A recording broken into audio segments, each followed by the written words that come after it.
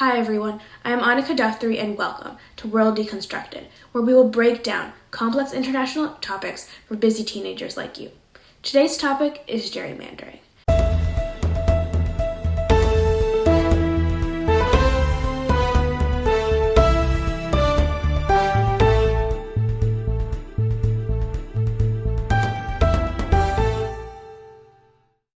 Today's topic is gerrymandering. No, it's not stealing cherries from an orchard. And no, it's not mending Jerry's shoes. And if you're asking, well then, what is it? We need to start by understanding what is a census. Every 10 years, the U.S. Census Bureau determines the number of people living in the United States, along with other factors such as their address, age, gender, ethnicity, and more. It's kind of like what all the social media companies do, but more open, transparent, honest, and actually for the good of the people. But you might be confused why the government has to do this. It is actually required in the Constitution. Article 1, Sections 2 and 9 state that a census has to be executed every 10 years for the apportionment of representatives in the House. But what is apportionment? Basically, it means to split the 435 representatives in the House between the 50 states based on their population. You know how you and your friends pool all the candy after Halloween trick-or-treating and split it up evenly? It's similar to that. But why? To understand that bit, we first have to talk briefly about districts. So, what are districts and why do they change over time? Districts are the regions in each state that are represented by one representative. Now, the important thing is each of these districts are made so they have a relatively equal population to all the other districts in the state.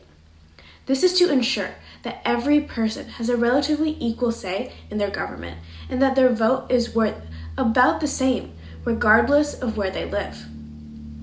However, since people do move over time, the census is conducted every 10 years to understand where people live now.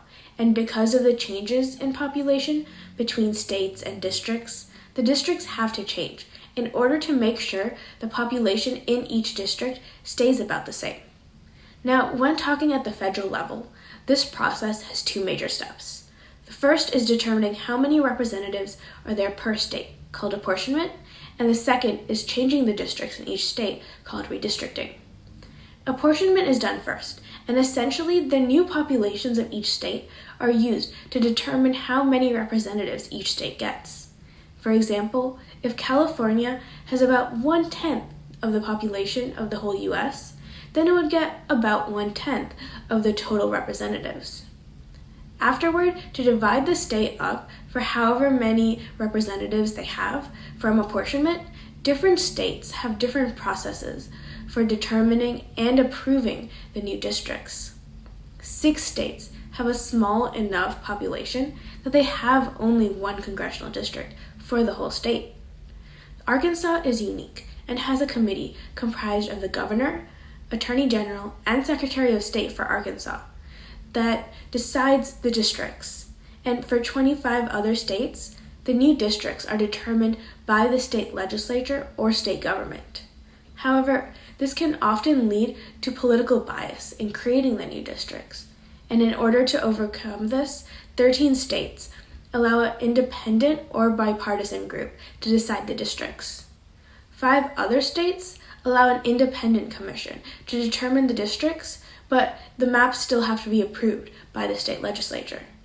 But how does determining districts lead to political bias? You just have to divide up the state into regions with equal populations. It seems relatively straightforward. Well, actually it is anything but. Depending on how district lines are drawn, the political party that wins a majority of the districts can vary immensely. And that brings us to the topic of today, gerrymandering. So, what is gerrymandering? Gerrymandering is to draw district lines with racial or partisan bias in order to advantage one party over another rather than ensuring equal say by the voters. How district lines are drawn can determine election results, with drawing the lines one way leading to a landslide for the majority, while drawing them another way leading to the minority party actually winning more seats. And there are 4 main strategies that are used when it comes to gerrymandering: cracking, packing, hijacking, and kidnapping. The example above is a great example of what cracking and packing look like. The top left is cracking. The yellow are split up between the 5 districts so that they can never have a majority, and the blue win all the seats. The top right example is packing. Most of the blues are packed into a couple districts, so even though they win those districts, yellow wins more districts overall and actually wins more seats.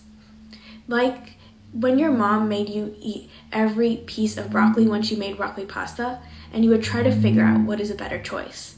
Take a small piece of broccoli with every bite of pasta, or relish all the pasta and leave the broccoli to deal with at the end. That represents the difference between cracking and packing.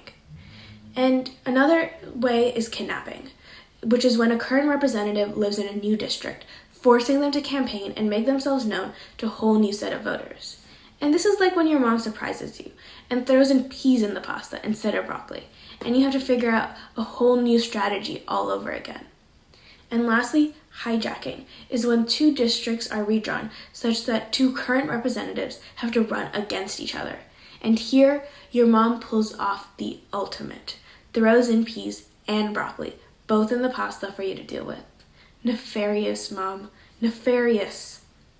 Now, gerrymandering has a long history, dating to before America even existed.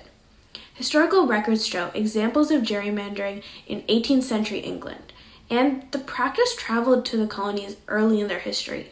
However, the practice was first given a name in 1812, when Elbridge Gerry signed off on new districts in Massachusetts, and the local newspaper printed a political cartoon illustrating how one of the districts was so abnormally shaped that it looked like a salamander.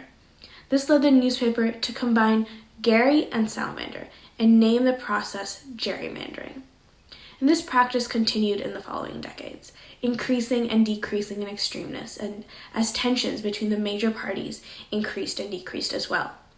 Once African American men gained the right to vote, gerrymandering dramatically increased in the South, where there are several instances of Black Americans being packed into one district to ensure a white majority in the rest of the state, even when the majority of those in the state were Black. This decreased as poll taxes and other voter intimidation tactics increased in the South, and politicians no longer believed they needed to gerrymander in order to keep a white majority. Later in the 1960s, Supreme Court decisions and the Voting Rights Act made it even harder to gerrymander districts and actually increased the minority vote across the country. However, this victory was short-lived when computer technology became more popular and gerrymandering could be done in a way to follow the letter of the law while still allowing politicians to choose their voters. And where does this computer expertise go when questioning Mark Zuckerberg and other CEOs in Senate hearings? You know what they say. When you meet a celebrity, your brain goes poof. Well, gerrymandering has come a long way from the Salamander District in 1812 to more current cases such as this one, considered the most gerrymandered district in the nation. This is the infamous Pennsylvania 6th District from 2018. What does it look like? Hold on. It looks to me like Goofy kicking Pluto, which raises a whole host of questions. I have to start by talking about something that scarred my elementary years. How Goofy is a dog, but wears human clothes and lives in a house and drives a car. But Pluto is a dog and is just a dog.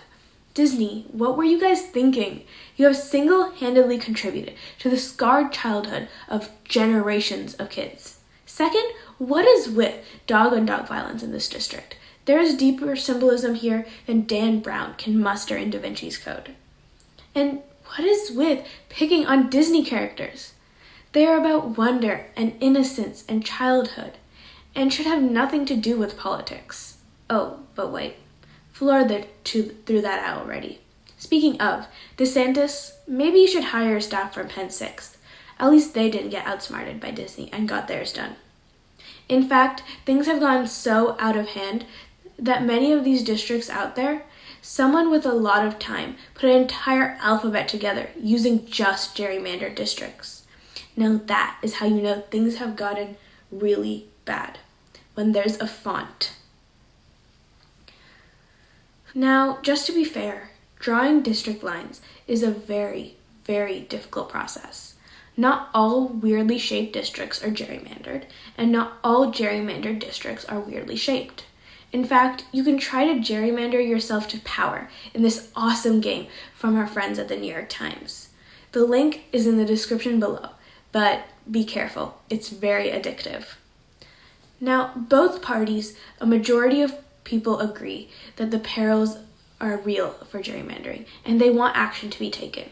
Several prominent politicians also agree and have taken action by supporting the For the People Act in Congress, which would require states to have an independent commission draw the district lines instead of partisan lawmakers. However, many politicians in both parties still take action in support of gerrymandering, such as voting against the For the People Act and gerrymandering district maps themselves.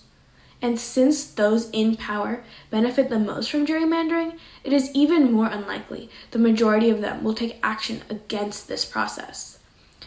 Outside of Congresspeople and representatives, the courts have also played a big role in regulating gerrymandering.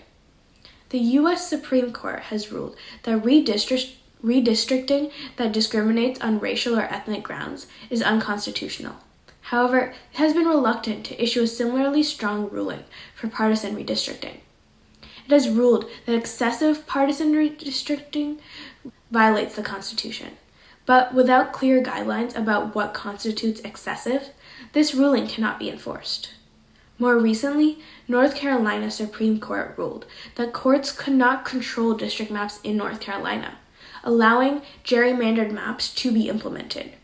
This ruling is a large blow to democracy, preventing future challenges to gerrymandered districts. Don't you just hate it when your sibling finishes off your stash of Halloween candy, and when you go to tell your parents, their only response is, "You guys should sort this out by yourselves"? But as this shows, courts have a large impact in deciding when to overturn maps, and even if they have the power to do so, with more recent decisions taking away the people's biggest avenue to challenging gerrymandered maps. But there are several solutions to this problem. Looking at the world, the majority of democracies do not have the problem of gerrymandering due to primarily using independent commissions to draw their district lines. One of the most popular solutions in the US is taking partisan lawmakers and politicians out of the process, just as they are internationally, and give redistricting to an independent committee. This will allow the map to be drawn without political biases or agendas in mind, and create good maps. Now, when looking at maps currently created by independent commissions in states such as Virginia, especially compared to maps created by state legislatures such as in North Carolina, the effectiveness in creating unbiased maps is easily seen when drawn by independent commissions. Lastly, technology is a great way in drawing district maps that are unbiased and detecting gerrymandered ones. The Gerrymandering project at Princeton University uses mathematics to determine gerrymandered maps and how gerrymandered they actually are.